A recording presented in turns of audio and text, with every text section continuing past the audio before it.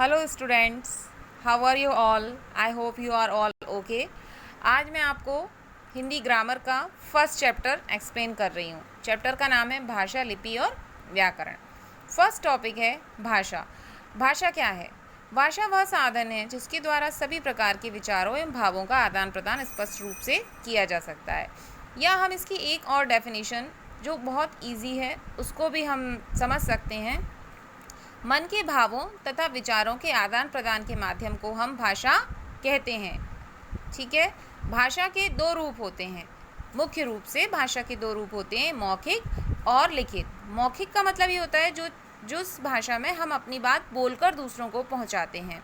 और लिखित भाषा का मतलब होता है भाषा के जिस रूप द्वारा हम अपनी बात लिखकर दूसरों तक पहुंचाते हैं उसे भाषा का लिखित रूप कहते हैं। मुख्य रूप से भाषा के दो ही रूप होते हैं।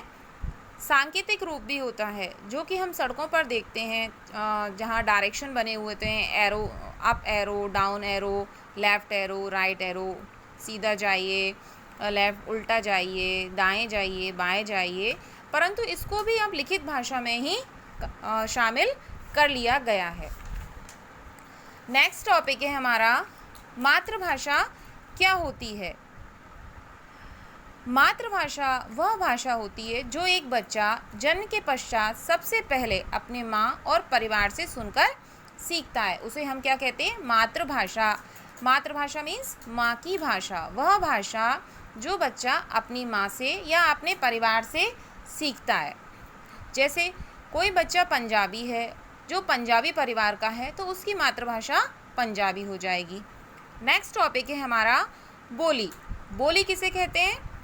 किसी छोटे भूभाग में या किसी छोटे क्षेत्र में बोली जाने वाली भाषा को हम बोली कहते हैं।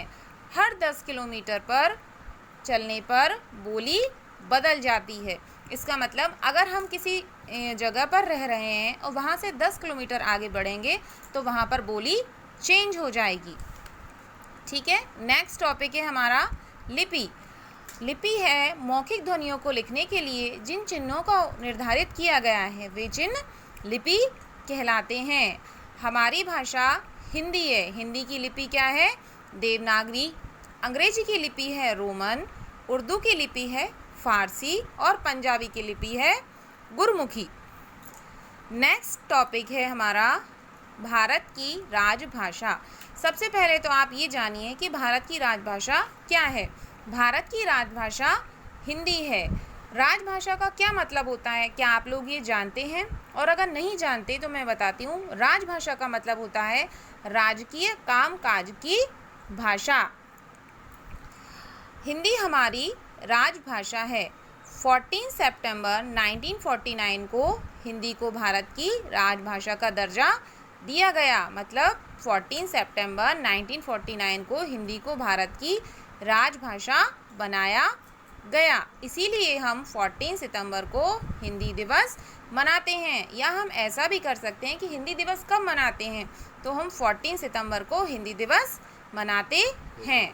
और हिंदी एक ऐसी भाषा है जो काफ़ी क्षेत्रों में बोली जाती है। नेक्स्ट टॉपिक है हमारा व्याकरण। व्याकरण क्या होता है? व्याकरण वह शास्त्र होता है जिसके द्वारा हम किसी भी भाषा को शुद्ध रूप से बोलते, लिखते, पढ़ते तथा समझते हैं।